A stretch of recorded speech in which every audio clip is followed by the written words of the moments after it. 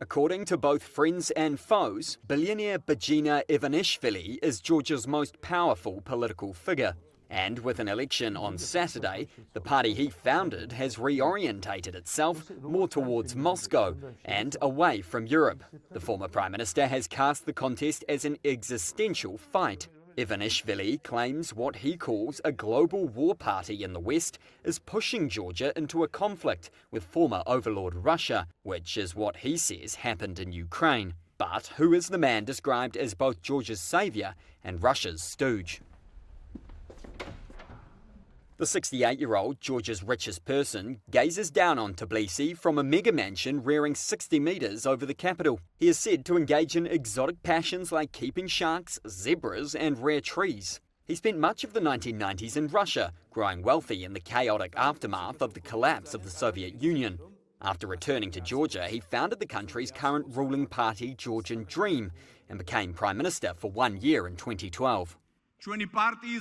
Opinion polls indicate Ivanishvili's party is on course to be the most popular in the upcoming election, though it is set to lose ground nationally since 2020 when it won a narrow majority in parliament.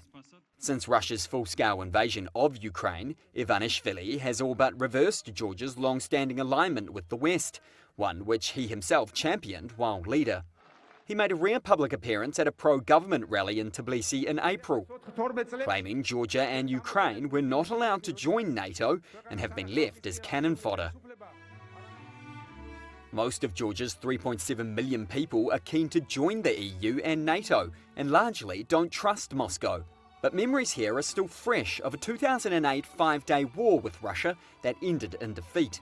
And opinion polls show Ivanishvili's message resounds with many who want to avoid Ukraine's fate at all costs. His party, Georgian Dream, has pushed through bills that critics call anti-democratic and Russian-inspired. A law on foreign agents requires organisations receiving more than 20% of funding from abroad to register as such. It also cracked down on LGBT rights. The moves have led to the US and EU suspending some aid to Georgia and the bloc freezing the country's membership application. Ivanishvili's allies in the highest halls of power speak of him in near messianic terms. His political opponents paint a picture of a power-hungry oligarch who wields dangerous control over the former Soviet state. Some brand him a Kremlin asset without presenting evidence for this. Georgia Gakaria was Prime Minister from 2019 to 2021 and a former ally of Ivanishvili. He resigned after accusing him of interfering in government matters. Gakaria has now formed his own political party in a bid for elected office. I cannot tell you that there is some value-based decisions behind the behavior of GD. What they are aiming how to maintain power, how to continue corrupting money, how to stay in power, that's it. And now they see that Russia, in this geopolitical situation, is an ally to stay in power, to manipulate elections. That's why their behavior for this very moment is purely pro-Russian. Georgian Dream says it remains committed to integration with the West and to a pragmatic policy towards neighbouring Russia.